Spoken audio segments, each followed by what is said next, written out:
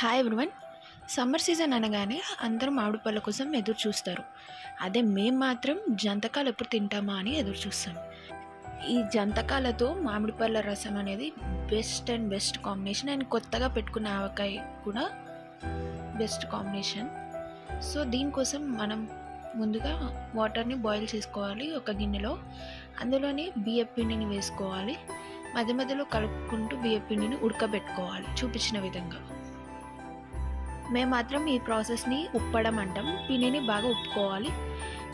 తర్వాత ఆ పిండిని తీసుకొని కొంచెం కొంచెంగా పిసుక్కొని వాటిని మనకు కావాల్సిన షేప్స్లో చేసుకొని వాటిని ఇడ్లీ పాత్రలో పెట్టుకొని ఒక 20 minutes వరకు ఉడికించుకోవాలి. ఇప్పటివరకు చూస్తే ఈ ప్రాసెస్ అంతా కుడుములు చేసుకున్న ప్రాసెస్ లానే ఉంటుంది.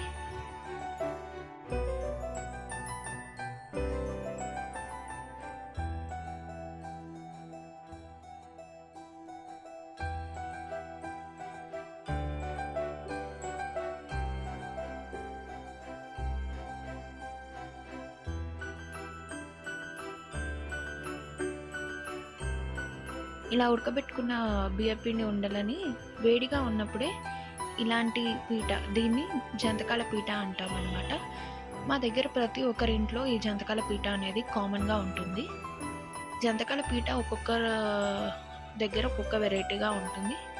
ఇలాంటి పీటలో మాత్రం మధ్యలో చూపించిన దగ్గర మనము ఉండని పెట్టుకోవాలి. వేడిగా ఉన్నప్పుడే చేసుకోవాలి వీటిని.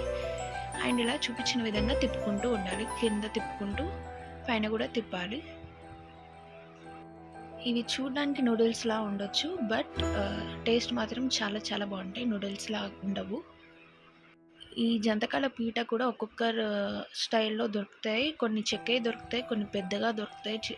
డిఫరెంట్ సైజెస్లో డిఫరెంట్ వెరైటీస్గా ఉంటాయి. బయట మనకి షాప్స్లలో కూడా, స్టీల్ సామాన్ షాప్స్లో కూడా దొరుకుతుంది. ఇలా ఒత్తుకున్న జంతకాలన్నిటిని ఒక గిన్నెలో వేసుకొని దానిపై పచ్చి బట్టని కప్పుకొని పెట్టుకోవాలి. అలా అయితే మనకి ఫ్రెష్గా మెత్తగా ఉంటాయి.